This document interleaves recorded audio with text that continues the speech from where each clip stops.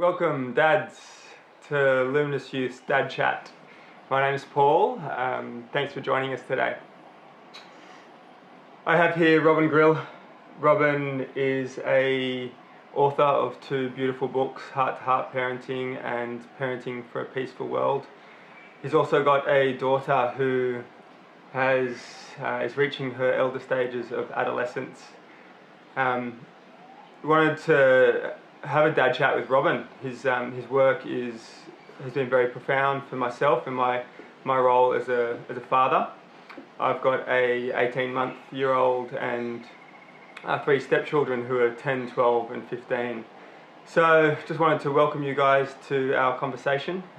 Just going to go through some questions with Robin and get some of his insights that he's experienced during his time as a dad. So thanks for joining us, Robin. Thank you for the opportunity. It's good to be in this lovely environment. Definitely. Talking about the hard stuff, the Yeah. family stuff. Yeah, totally. Yeah.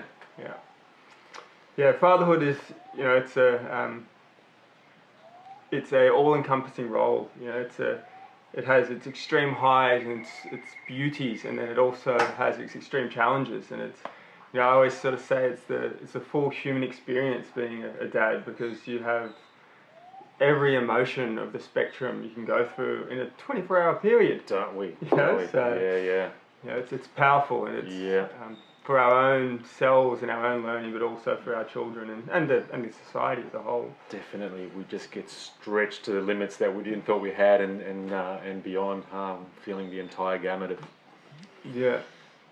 human emotion.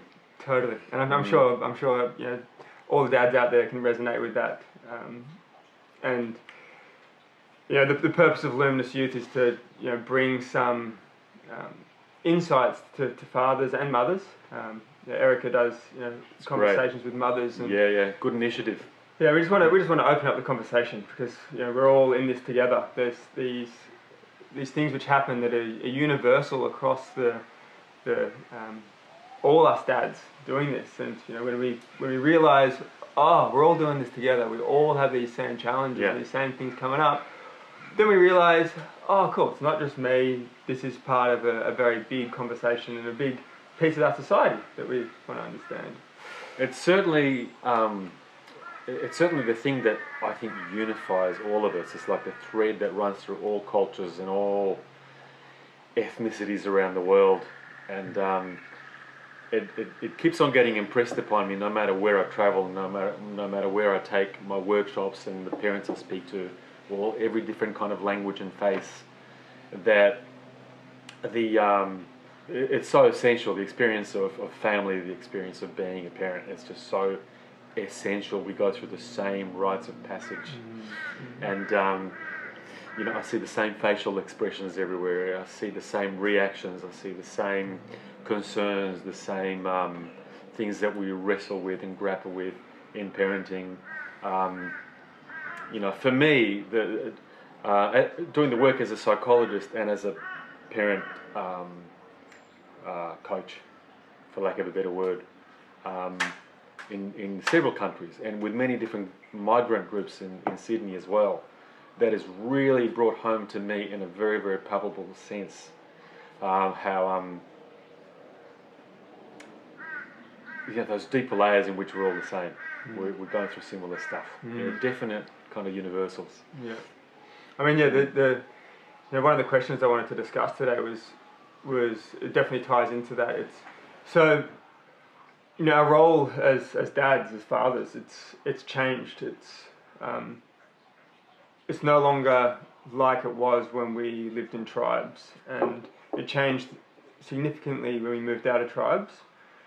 And then in the Industrial Revolution, it changed again. And there's been these pivotal times where the role of a father has morphed, and it's continually renewing itself. But those two places, to me, recognise significant impacts on the way the family structure is. Now, it's hard for us now in this modern world to not find ourselves pigeonholing ourselves as the financial provider, and it seems our culture is set up in this Western world for us to become the financial provider for the family. However, is that really enough to keep our family dynamic, pleasant and positive? Or what are the repercussions if we just take that role on and don't recognise the other providing roles? What are the implications for us? Yeah. Well, I mean, have you noticed how much that conversation has been changing? Because there's so much kind of re-evaluation of what success means and the image of success around being a male. There's so much re-evaluation. There's a lot of agonising around that.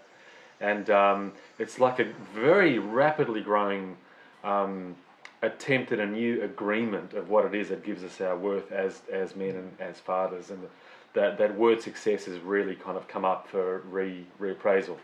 And we're grappling with it a lot. It's certainly under review. And I think of it in terms of, look, for thousands of years, the human reality has been about survival. Survival in a way that we can't even understand. We just cannot imagine it right now. Like that everyday reality is that your next meal has a question mark on it. And, such a massive vulnerability to the elements. So that, people would go, even in the tribal situation, sometimes for days without food. And then you would binge when there's a situation of plenty. And right through every phase of history. So it's been a fight against the environment in a sense. To not die, quite literally. So that has overemphasized the sense of a male role for kind of spearheading the struggle, for being the great hunter or the great warrior. And then what gets imbued around that is that's what gives you your worth. And then there's this sexual attractiveness around that, which is that's a behaviorally, neurologically manufactured thing. That you become attractive. What's sexy is the guy with the musculature and the willingness to be impulsive and aggressive and to take. And to just take. So that is not a male thing so much as a male-female thing, mutually created. And it's been the story really for thousands of years. So it's really, we can really decry that thing of, in a sense, unless you happen to be the guy at the top of the heap, with the super expensive car and the boardroom, whatever. There's a real resentment to how much love is conditional upon our right as fathers, as men, our ability to amass wealth and to show off the trinkets, the symbols of I'm the wealthy guy, the right bling, right? And then we resent that, but I think and then that creates a pride and shame dichotomy, right? That if we're proud, we beat our chests, we inflate around our ability to amass and to produce and to acquire, right? It's that property status thing. But the agony and the shadow that creates, the horrific shame that we carry about not being as much as or not having the success that our fathers had. The shame, it's appalling. I mean, the suffering in the male side of the universe is it's really quite extreme. Male shame. It contributes to our anger. It contributes to our addiction. It gets in the way of intimacy because we're ashamed of who we are. And I've both myself and men that I've worked with and men that are my friends. It's so hard to wash that off. We try in this generation and in the next generation, we try so hard to disentangle from that self-expectation of my worth is about the size of my hat. Yeah. And yet there's something inside that still says, maybe it is the size of my hat. Right? It's so hard to uncouple from that story. So deep, it runs deep in the veins, deep in the blood, and there's a long ancestral story to that. It's awful, actually. Yeah, it's an awful load to carry. Yeah. So, And now there's a new conversation, and you're hearing thousands of people everywhere saying, look, success is not about success, right? It's not about the size of your car. It's not. We want to learn how to be appreciated, learn how to appreciate ourselves for something quite different. And it's not easy. I think that kind of training takes a while to sort of wash off. Yeah. It really helps when the love of a woman is not conditional upon the size of the ham that we bring home and how we can show that off. Sure. So I think that there's a relationship role to play in that. Sure. But part of what's facilitating even the freedom to being able to let go of the big man status kind of thing is that there's a whole new reality. I don't know a time of human history that has been about hyperabundance. Our problem is hyperabundance, and that's not true in every part of the world. Yeah. But in certainly in Australia and the Western world, we got way too much. I mean, the definition of a poor person is that they have a mobile phone and a television, and there'll be food, right? There'll still be some suffering, okay? It's not great, it really isn't. There's pain, but there's food, and there's a place to get away from the rain. Homelessness is nothing to the size that it used to be. Now I'm talking about marginal existence right now. We produce around the world enough food to feed 10 billion people, and there's 7 billion of us, and we chuck most of it out. Our problem is obesity. Obesity, both physically and symbolically. We're obese with stuff that we've amassed, that we have owned. Corporations wring their hands, and marketers wring their hands with worry that there isn't enough consumption. Right? The lack is around people not buying enough stuff, not lack of stuff. So that is a reversal of fortune, really. And it starts to make it possible to let go of what used to give us our sense of status.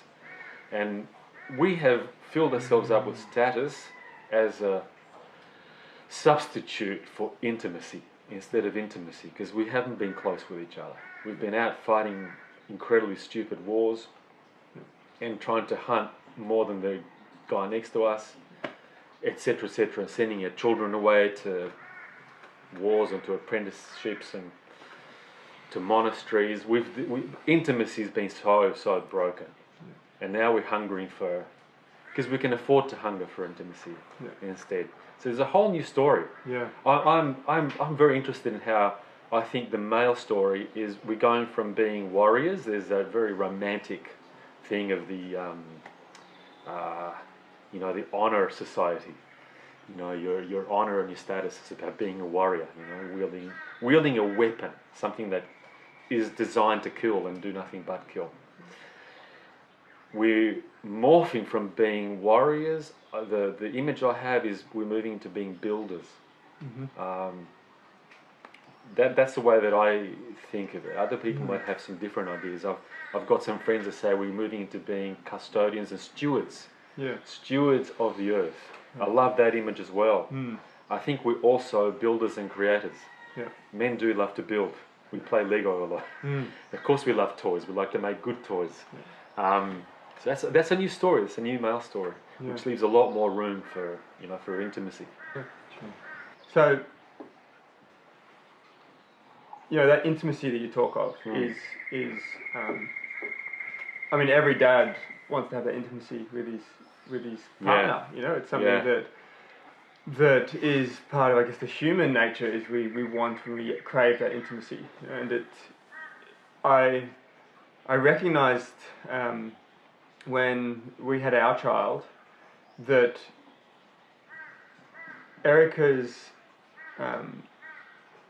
births a baby, and at those first few weeks and months, there's so much going on for her, psychologically, the chemicals in her body, the hormones, all those things that happen after pregnancy. And she is devoting her body essentially to this new being, giving everything that she's got, so this new human can survive, really. Yeah. Now that period was extremely intense, and I talk from experience, but I know other men out there also feel that time. And I guess the first thing I want you to talk about is what's actually happening for the woman at that time, just so us dads get a better understanding about, okay, so that's what's happening for her, and once we understand that better, then we can look at how we support her to go through that period. So well, I think it's also how do we support ourselves and how do we support each other as dads, because that is a hard moment, isn't it? We get left in one sense, and definitely in terms of physical intimacy and sexuality, we feel like quite suddenly left out in the cold, and it's kind of harsh, isn't it?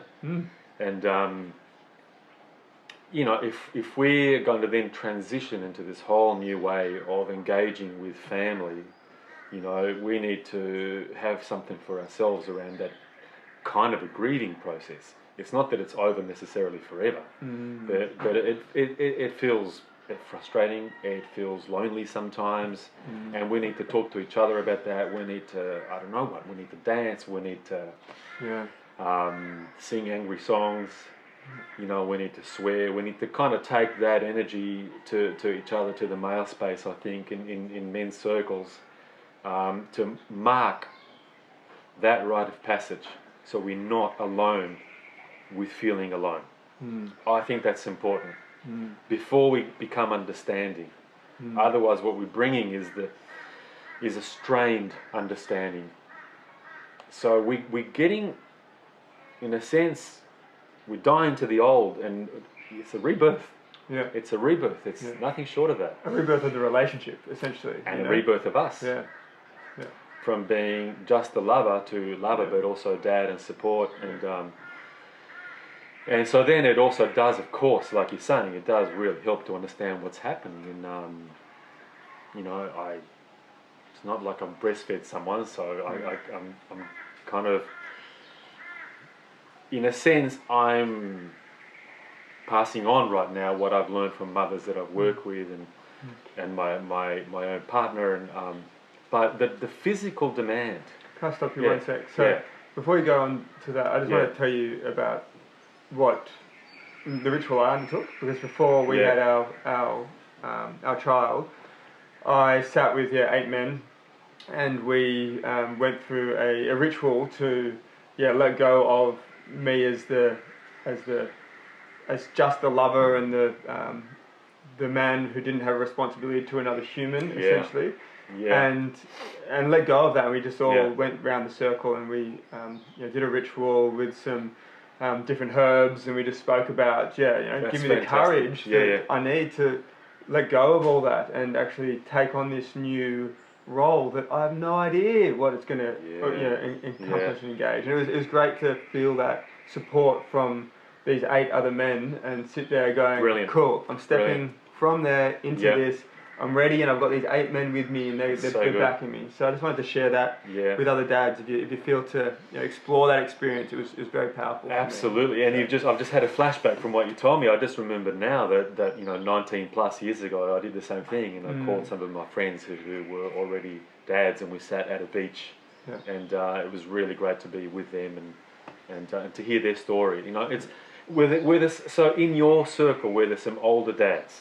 Yeah, there was that had been through that. Yeah, there was older dads and also who hadn't been dads at all, and then there'd been some newer dads. So it was a cross pollination of males who all, I guess, I knew I could count on and support me through this very challenging and demanding time. And they had my back. I just felt this extra energy behind me, like, we're here, we're with you, we can do this. It makes such a difference, doesn't it? Yeah.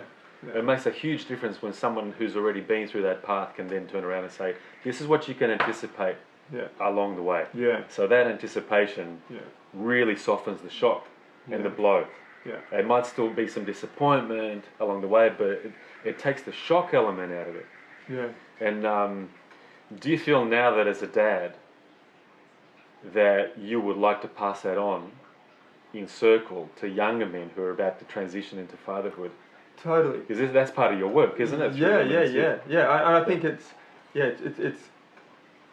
it's sharing that this is a collective path that we're walking, and this time straight after birth, when the woman is in extreme high demand to your child, these are some of the things that will happen, and these are some of the things that you might feel, and just being able to hear that and go, oh, cool. Yeah, when I'm going through that extreme, maybe pain or frustration, whatever, it's like, millions of fathers have walked and felt that same thing that you're feeling now and got through it. Yeah. So acknowledge that and walk on, and just. But I think that was good. you know what? I think we want to do more for ourselves than just get through it. We want to do more than survive. Yeah. I think what we deserve is to have a vibrant growth process through it, so we feel very, very alive and rich through it. Look, I just want to put a little marker on the sense that that's also what's so fulfilling about being an elder. That having had elders in that circle that you talk about that show us this is what you can expect, this and this and then this. It's nice to then turn around. It's a good feeling to then pass that on to a younger man or younger men who are about to enter into that. Yeah. I love that story of how we do that for each other. Then we're creating, the future story. We're creating a different future story. Yeah. And I find that very, very enriching and enjoyable. Yeah. One of the things that was really, really helpful for me, really helpful, to help me to have a map and to understand what's going on, to the point of really wanting to be behind it. Like I willingly accept my own abandonment to some degree, right? To some degree. In order to protect that super duper intimacy between my wife and our baby. Probably the clincher, right, that helped me the most is to remember to do the work of seeing that universe from behind the eyes of a baby. To remember what it felt like for me to be a baby. Yeah. To remember that total body raw hunger for mum. Yeah. The deliciousness of mum. And the immense fragility of that dependency and how vital it was. Right? The beauty of when that's satisfied and the terror really of when that's lost.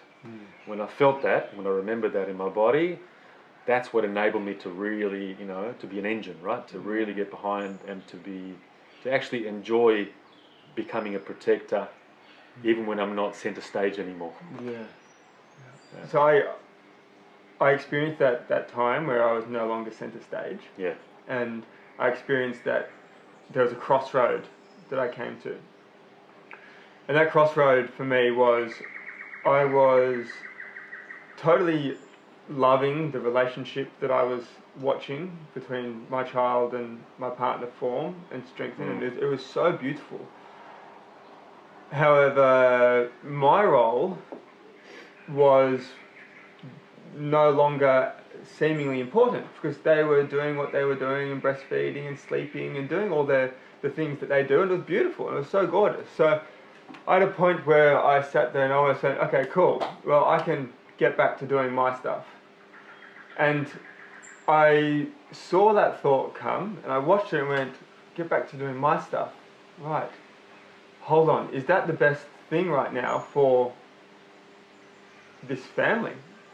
For me to go and get back to doing my stuff and leave this relationship to go, is that actually going to serve my partner and my child in the best way? And I almost checked out, checked out of that role and went, okay, cool, you guys are sorted, you're doing it, and off I go. But I chose not to. I chose to go, no, what I can do right now is reshape that pattern that I understood to actually serve my wife as she's serving this child. And so I just became I mimicked what she did for the child, I did for her. She was feeding the child, well, I fed her. And I sort of did that. But it was a real conscious effort to do that. And can you speak about what was actually going on, for me at that time? Like what was happening? Sure. Look, I think that it's never just about what's going on in front of us. Because what comes into the mix is our own story. The moment that our baby is born, even the moment our baby is conceived, we immediately start getting triggered very powerfully into what we experienced. And we get triggered in every direction, so that the love that we received starts coming out of us. And it's about body memory. Our bodies remember, not necessarily. Even if we lose the narrative storytelling memory, our bodies remember everything that we've felt. So the love that we got from our parents, it just comes out in droves, and we pass it to our child and to our partner. But also the pain and the loss, the frustration and the abandonment, that gets triggered up again in a very big way. And we see what's in front of us through that lens in a way that colours our reality enormously. So part of what's in the mix emotionally for us is, when we see that intense conversation, in a way, really, it's a conversation between mum and baby, you don't really know, are you being excluded, or is it you that's excluding yourself from that? Is it your own presumption that you're not important anymore? As a dad, I'm not saying you personally, I'm saying, okay, us as men, is that our own reading of the picture? Sure. Now, speaking about me, I actually had a flashback of what it felt like to be a baby, vulnerable so that I couldn't even sit up. So a very young baby, crying out and reaching out with my arms into a black and empty room when nobody came. I re-experienced that in a regression. And the panic and the terror was so utterly overwhelming that it was unbearable. I had to snap out of the experience, because I couldn't, even in an adult body, I couldn't live through it. Like this core state of abandonment and a lot of us have gone through things of that nature in the so-called normal and happy homes, and often repeatedly. Often that's a theme. Abandonment is a theme that repeats and repeats. So no wonder what we carry with us is this neurological preparedness for abandonment, right? Abandonment, that's the storm that I know. Yeah. And I'm ready for that. Yeah. I'll see it coming before it arrives. So so the intensity of conversation is between mum and baby. At which point do we start being the ones that say, well, I'm not really needed here anymore. I might as well go and make the money, or, and then even if it's a wonderful thing that you go and make a bowl of soup and you bring the soup, are you doing that for yourself as well as for your family? Is there pleasure, is there heart pleasure in that? Because we self-abandon. With such a history of abandonment, we self-abandon. We exile ourselves without realizing. It's quite unconsciously. Yeah. So where's our place? How do we remember? Wait, this is, even if it's those two talking and breastfeeding and holding each other, what makes me think that I don't belong here? Sitting with them. Yeah. If I'm not in the center of the conversation, does that mean that I'm not being felt and experienced and included? If my wife has her back to me, but she's kind of leaning on me, is there a sweetness in that experience for me that I can take in, or am I feeling like she's looking away from me, and that means that I just don't belong here anymore? Yeah. So that's an open question. I'm not saying that sometimes mums have a role in that, where they do kind of, there's a rejection and an elbowing. There's all kinds of story in that, but to at least have that self-questioning of, am I being excluded, or is it me that's anticipating that exclusion? Sure. And then adding to it, because when I'm thinking I don't belong here anymore, they're not talking to me. It's not me at the breast anymore. It's my baby. If I'm telling myself that, then I'll walk out and, hey, it's all right, guys. I'll be in the shed. and that's me abandoning. Yeah, yeah, yeah, yeah. And I definitely I watched the opportunity for me to do that and abandon, and it's so strong. You know, it's so strong to sit there and go, oh, cool. Okay, I'm ready to go back and do my thing. And I think what I realised was it was much shorter time to dedicate to my partner and my child than I expected it to be. I think I went, cool. I'm not whenever that thought comes up to abandon, I'm going to go and do something that serves them. And doing that for a while, it happened so quick. And before I knew it, they were then able to do those things, and they felt completely supported. And I could go and do my things outside of it, knowing that, cool, that relationship is built, and now my partner is able to do other things that she couldn't do previously. And yeah, it really helped our relationship to not have that tension during that period, which was, it felt really good to come out of that going, cool, I feel like I changed the pattern of what was normal to me during that time. So that it was really powerful to recognize that. It's a wonderful. I love that edge of, when my role shifts into kind of more of a holder and a protector for a while. Especially. I mean, it's not all that, but there's a bit more of that goes on in the baby stage, right? Yeah. And there's this edge of how much of that feels like a duty, or how much of that feels like a pleasure. And to some degree, part of what runs that for us is how our dad was with us, and how we perceived our dad to be with our family. It might also have partly to do with our relationships with other men in our world. If you got good male friendships, it even without having had a strong and present dad, it feeds. When we're nourished in terms of male intimacy, that really feeds that natural ability to drop into enjoying holding space as a protector. Yeah, totally. I get an image of father holding mother holding baby, and all of us on a hammock or a rocking chair. Yeah. And it's dad's foot against the tree that's doing the rocking. Yeah. But in a sense, we're all getting rocked. Yeah. Yeah, that's the kind of a image for me. And when you talk of that, and we spoke about role models earlier, I see that I was influenced by that image, that I'd seen other fathers with their partner and their child being that holder of that space, and I went, wow, that feels so good to see that. And so that really helped me to know that space was there, and I could model off that space. Right. I've got a daughter, and she's 18 months old. I've met her. Good, yes. She's lovely. She's so lovely. Yes. I'm having a beautiful experience with her.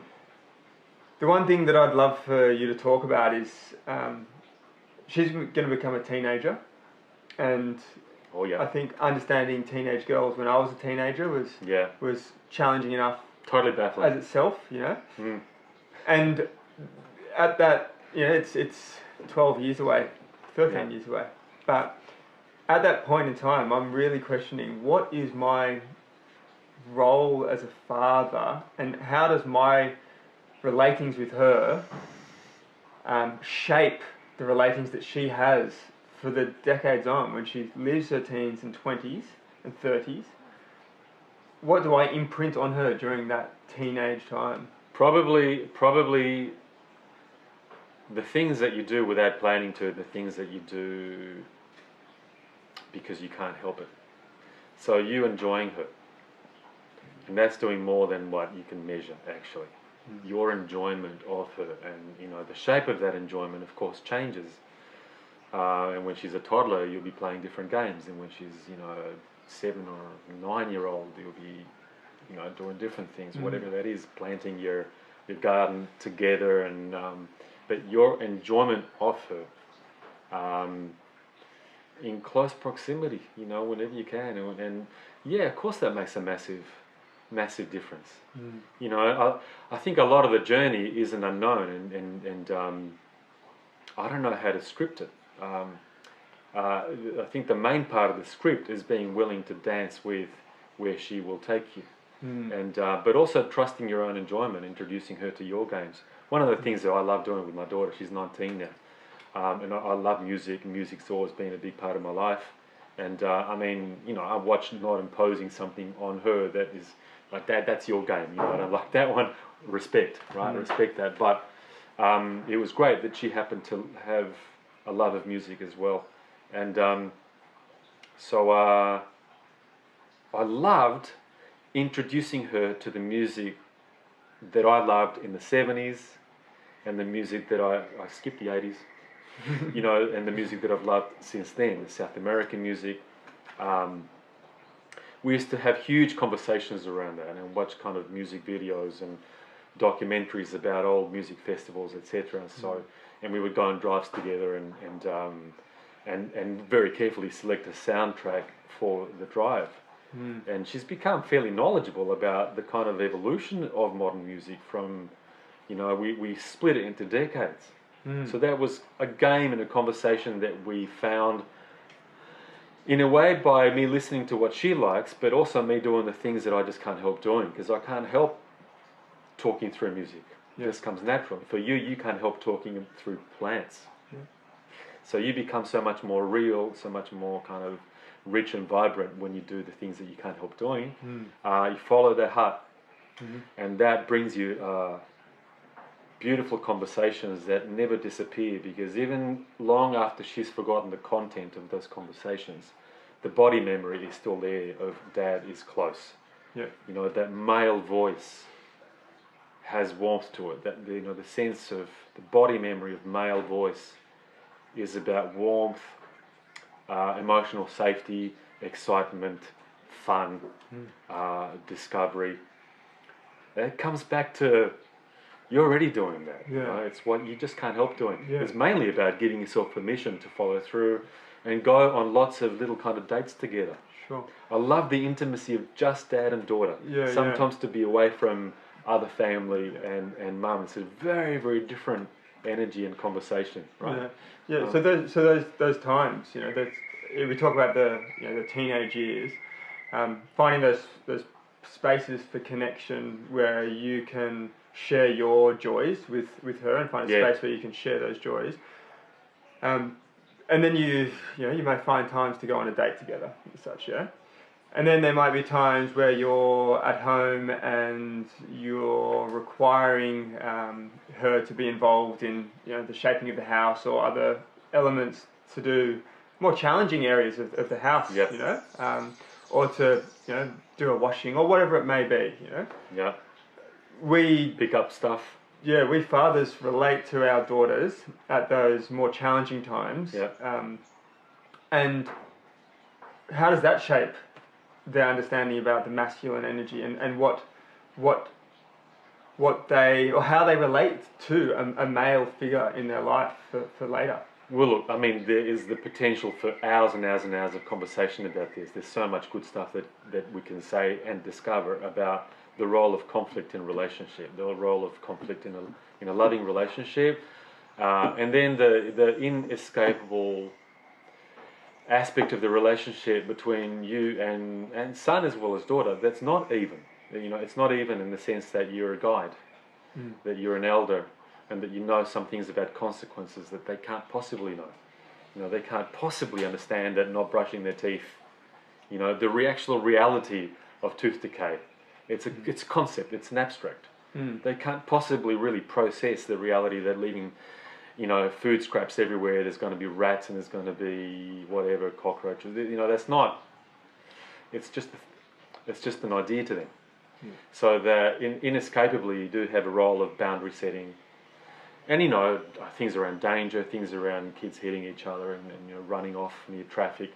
All of those themes that are just universal. There's over and over a time to say no.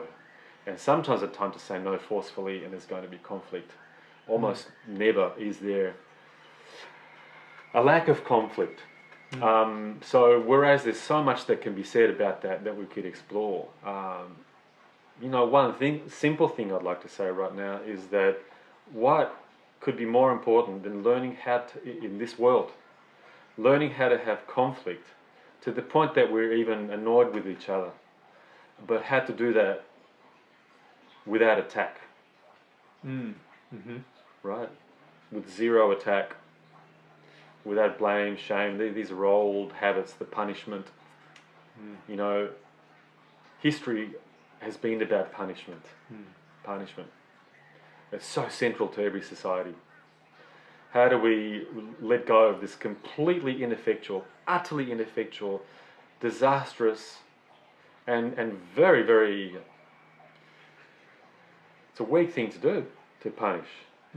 And so the skill, really, the art form of how to hold conflict, how to face each other in conflict in a way that actually builds more love and intimacy at the other side. It's such a hard one, but all important, I think, art. It's worth giving our all to that. And to know that none of us are experts in that. We're all learning from that. We need good role models for that. If our kids, we're going to have conflicts with them. And you'll have more, right, as your baby grows up. And she'll be more resilient to conflict. As a baby, she's not, but as she gets older, she's resiliency to that. She'll know you through conflict, not just through the pleasurable stuff, but she'll know. Love is about knowing. Love is the space, as they say, where all other emotions can take place. So she'll know you as loving dad, playful dad, teacher dad, protected dad, angry dad, pissed off dad, disappointed dad, sad dad. That's all men inside you, right? So if our kids can grow up knowing that conflict can end up in more love out the other end, so that's such an incredible game changer for our world. We won't recognise the world. It'll be so different we won't even recognise it from our history. So, can you just touch on a few of the common errors that we make in making that conflict actually respectful and connecting rather than disconnecting? Some of the common errors we make. Well, what happens with monotonous regularity is that when, as fathers, I mean, this is true for mothers as well, when, as fathers, we get stressed beyond a certain point, we get overwhelmed and stressed, and we start to feel, like the emotion and the frustration rises, past that kind of tipping point. The tipping point, and that's a regular occurrence, The way that we move into reactivity is exactly out of the playbook of the only role models that we've had. So I've never been anywhere with any of my parenting groups, and I've asked this question everywhere I go. In Indonesia, in Canada, in Scotland, everywhere I go, around Australia, I stand in front of a group and I say, put your hand up if you've made a vow that you're not going to sound like the worst of your dad or the worst of your mum. You've made a vow. You never do that with your kids. Everyone's hand goes up. Everyone. Mine, both my hands go up. Keep your hand up if you've already failed that vow monotonously. I've never seen someone pull their hand down anywhere I go, because that's a universal. Our reactivity tends to be a wee bit of a carbon copy. If not a carbon copy, a reaction against. But it's still reactivity. And then we frighten our kids, or we neglect our kids, or we don't listen to them, we don't see them, we spook them, we shock them, we punish them, we shame them. Even with our eyes, we shame them. We look at them like they're like they're rubbish, or we walk out, we ignore. The worst of it happens. It's not just our reactions, because we can always come back from a reaction and then unpack it and talk about it afterwards, and say, how did I make you feel when I yelled at you back then, or when, and even say sorry if we need to. We can do that. When the hurt turns to damage is when the culture has given you a rationale that legitimizes the acting out on our kids. Like, a million times I've heard someone say, often on the radio in talkback or something, you know, when a child has a tantrum, ignore them. Right? Ignore them. And I can't think of anything more devastating. You know, I remember what it felt like to be ignored when I was having a tantrum at 4 years of age. I would not pass that on. Even though sometimes I want to. You know, a tantrum, I start having a tantrum to the child's tantrum and I'm going, get me out of here. But something holds me there, which is remembering what that felt like. So that's, in a nutshell, what goes wrong. We act out from our own history. But it's not what we do as much as what we then can do afterwards. Because we can always come back. And we should. We make a mess. We're going to make a mess on a weekly basis probably. With all our relationships, not just with our children. Then there's the unpacking stage. And that's a fantastic, what a great thing for our child to learn. That Dad knows that sometimes he gets out of control. Sometimes he sounds like a bastard. He knows that. And he regrets it. He feels remorse about that. Sometimes he even feels a bit embarrassed about that. He's human. My dad's a human. He's not an authority. He's not a role. He's a human. And that after he gets scary or abandoning, he comes back and he makes amends. And most importantly of all, he asked me, he's curious about how I felt at the receiving end. So that when there's a schism, right, then the child grows up anticipating that when there's a disconnect, there's a reconnect that comes afterwards. That's a good story. And that is probably the most important kind of literacy to learn about relationships that our kids will then take on into their family. And so on and so forth. You've spoken of previously, or I can't remember where I heard it, but it was talking about the time that you get triggered. So, you know, we're relating to our adolescents at that time, or anyone, and we're triggered by something they do. And there's a moment there where we can stop before we react, and we can sort of listen to our self-talk, you know, listen to what was about to be released from us, the reaction. And you talk about the chemistry of the brain, and is it 7 seconds or so that there's a flooding of certain chemicals? I don't know about the 7 seconds. That wasn't me. Find a 7 second guy. I want to hear that.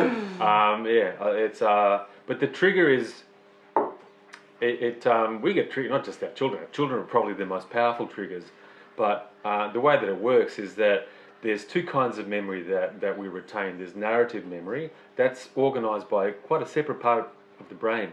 Narrative memory is the bit where you can make a movie in your head about what happened with a sequence. This happened, then that happened. Okay, and narrative memory is often very malleable, and distorted often, and forgettable. And that part of the brain isn't mature until we're about 2 or 3 years old. That's why most people can't remember. We think we can't remember. We can't make a picture of what it was like to be a baby or being born, unless you go into a deep trance state. That's a different thing. It's a whole other story. But then there's, brain people call it the implicit memory. Therapists call it body memory. Same deal. Organised by a different part of the brain. I think there's more than just the head brain involved in that, by the way. And body memory is the aspect in which, even though you don't necessarily remember what happened, you remember how it felt. You remember how you felt. And the part of the brain, the amygdala, that is the kind of the hub of that wheel, that's up and running in the 3rd trimester in the womb. So that we have body memory dating back at the latest, at the 3rd trimester of the womb. It's really, we need to re-language when we think life starts, because life does not begin at birth. consciousness may not begin at conception. Self-consciousness, I don't think, does. Mm. But consciousness and the full spectrum of emotionality is definitely there, at least at the third trimester in the womb. Mm. So because we got body memory is what they call state dependent. If you go into a similar state, feelings and emotions come up from an earlier time when you felt that way. Mm. Smell is really powerful. You smell a particular tea and you get transported back to your grandma who made you that tea. Suddenly it feels like grandma is there. And you feel that sweetness of having grandma with you. You feel it, you feel it in your gut, and you relive that. You've come back from a war. You're traumatized by the war. Someone slams the door. That's a state, a body state. You don't just get startled, but you get thrown back into the full emotional experience of, a bomb going off. Or you hear a song, and it was a song that you fell in love to. The song when you had your first dance with your lover when you were 17. You backed it. You feel it again. And so our children are powerful triggers in the same way that, for instance, your baby, by being herself, looking how she does and sounding like she does, filling your senses with babiness, and she's close to you, she's yours, and you re-experience, there are wafts, right, of you being a baby. And when she's 3 years old, her behaviour will be a trigger. It's like I call it a body flashback. And when you're conscious that that's what's going on, then you can really do great things with that, that are healing and that feed the relationship. What happens is that when a painful or scary experience comes back as a body flashback, and if we're not aware that we're reliving some past thing, we tend to act out. Yep. That's why people are punishing when the kids have a tantrum. Because your child has a tantrum and something in you goes into the rage that you felt when you were 3, and the pain and the betrayal, the shame that you felt when you were suppressed when you were 3, and then you pay out on your child. How dare you be angry in exactly the same way that I was punished for? How dare you bring that to me? Right? And that you don't articulate that in your head. It's just all reactivity. It happens at the body level. That's part of why we feel all this abandonment pain when baby comes. That when our lover turns the other way, part of us is reliving our mother turning away from us, in real terms. And our bodies feel like that happened yesterday. And the first thing that happens around abandonment is rage. If you've ever seen a baby go into rage when they call for mum and mum doesn't come for whatever reason, it's primal rage. So we feel our lovers turn away from us, and we don't just feel the loss. A lot of dads feel rage. And then we reenact the abandonment. We walk out. And there's like a worldwide epidemic of dads leaving the relationship at exactly that point.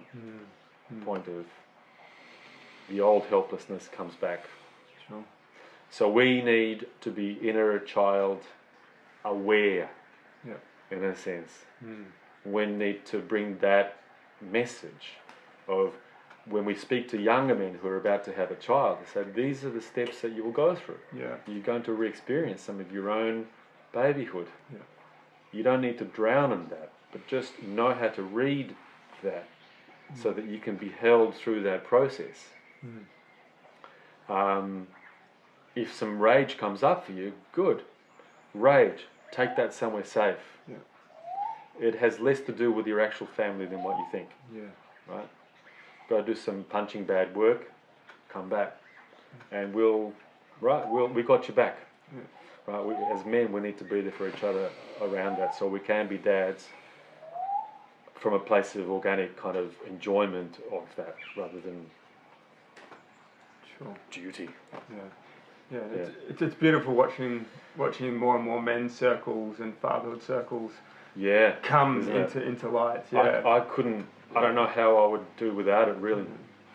a beautiful. I mean, just want to touch on a beautiful book that I was given prior to the birth of our daughter was Frederick Laboyer's Birth Without Violence. Beautiful book. The photography in that book is it's amazing. gorgeous, isn't it? Yeah. And it shares that insight of being in the baby's position in the womb and being birthed and seeing the world from the baby's position, and just it totally reshaped my understanding about the baby is aware,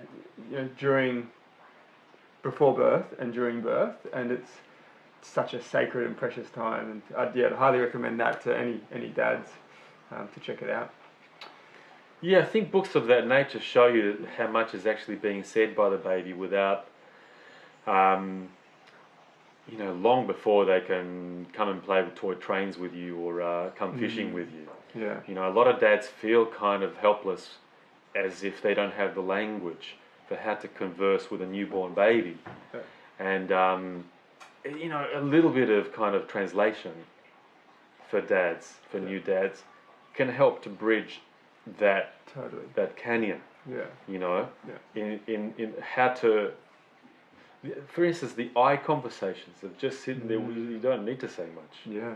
Or you can make sounds if you like. Yeah. You don't need content. Yeah. But when we look at each other, and then babies will look away, but then they come back and look for you, and that is so rich. It's kind of a meditative, really. It's a meditative, but very rich space of conversation. And babies come out looking for eyes. Yeah. Seconds after birth, they're looking for, if they're not doped up to the gills with medication and stuff and drugs, that they connect. So the conversation is. I've got some from another book. I've got film and photos of a father holding a baby that's a couple of hours old. They're still in the birthing room, and the newborn baby mimicking the father. Wow. So the father makes an O with his mouth slowly. He goes like that, and baby looks, and then baby's face does O. Oh, wow. And then father sticks his tongue out like that, and baby looks up and does the same thing. So there's this mimicking. Gorgeous. And that's unspeakably communication. Yeah, right there. Yeah. Bonding. Yeah. Are you out there across space? Yes, I am, and I can read you loud and clear. And here's I'm passing the ball back. Yeah. Right. Yeah. Servant response. There's. Oh my God, there's a place for dad, okay? Totally. Dad really, really belongs, and dad can really receive from that. Wee bit of translation. You don't have to wait up until your child is fishing rod ready. That's right. Or surfing ready or whatever. Yeah. I remember reading in a book as well that the audible sounds that the baby can hear in the womb from the exterior. I can't remember exactly which trimester it starts, but early. The strength of a dad talking to the baby while it's in the belly, so that when the baby is birthed, it recognises that tone. It goes, that's true. You're here, great, I've been hearing you this whole time. Absolutely. So your place is right there from very early in gestation, that if you can be, sing to your baby in your partner's womb, speak, you can say whatever. Whatever you like. It's the tone, it's what they call the prosody of your voice, the sing-song of your voice that gets deeply imprinted. I think hearing comes in at something like 14 weeks or something. Yeah, right. It's really quite early. Yeah. And they've actually done this experimentally with a newborn baby, that they do turn their head, very soon after birth, they turn their head towards a voice, but preferentially, if mum's not speaking, they'll turn their head preferentially towards dad's voice. So it's really demonstrable empirically that they know your voice. Yeah, beautiful. And there isn't a conscious thought going, that must be dad over there. Yeah. But it's a felt, it's like plants growing towards the sun. They'll turn their head towards dad. Yeah. Beautiful. So, oh my God, we belong. Yeah. We're so much more than providers. Yeah. Yeah, that's beautiful. Yeah. That totally changed my understanding. And I was like, awesome. This little baby who's this big inside the womb is hearing and communicating with me Yeah. from that time, and it Yeah. definitely made me value my role within that period so much stronger, Absolutely. which was gorgeous. It was Far such from being, gorgeous. not important. Totally. You yeah. count like crazy. Like crazy, yeah. From the moment the ears grow in the unborn child's head, you count like crazy. Yeah. So, Robin, we've spoken about the role of father pre-birth and shortly after birth, and as a teenager, and the relationship with the partner. All such a powerful role we play in shaping our child, and also the relationship with our wife or our partner. Can you just touch on the impact that a father plays in the environmental movement, essentially, and the parenting environmental movement? So how we parent and its impact on the environment and the planet. I think, Paul, the central thing to that is about role modeling, because a commitment to living in that circular fashion, a circular relationship with nature and with Mother Earth. It's called sustainable in terms of industry, but I think I'm looking for something much richer, more vibrant than sustainability, right? A loving relationship, interconnectivity, and it's about role modeling. What you can educate and teach philosophically and out of a textbook is important, but it's quite limited, because the information is useful, but it may not necessarily reach the heart and the level of commitment, that level of getting it right in your gut, that nature is alive and nature is being and conscious, and we interdepend, and what I give is what comes back. That nature isn't it's not about exploitation and using nature. It's about mutuality. That is not a thought. That is a way of living. That is a reflex. It's a reflex. How do we transmit that to our kids at that level? Is mainly role modeling. If you feel that and you live that way in front of your kids, that transmits. Even without saying a lot, it transmits. So, I think, again, the key is pleasure. You do what you love. You take your kids to be amongst nature. Even if you're living in the suburbs, bring your child with you to a garden. If you're enjoying that garden, that is osmotic. It just it becomes your child's experience simultaneously. Sure. I love the impact of being amongst nature for human emotionality is so much more profound than what is being stated. The reverse of it now got a name. It's interesting when something gets a name, it means we're recognizing how real it is. They've called it, it's not that I'm a fan of diagnosis, but they've called it nature deprivation syndrome, which signifies we're starting to get that we go crazy. The more that we get detached from nature, we become depressed or angry, and we become dysfunctional. It's bad for our gut health. It's bad for our psychological as well as physical health. To live as if we are, to put ourselves in a lifetime humidity crib, right, in plastic, it kills us.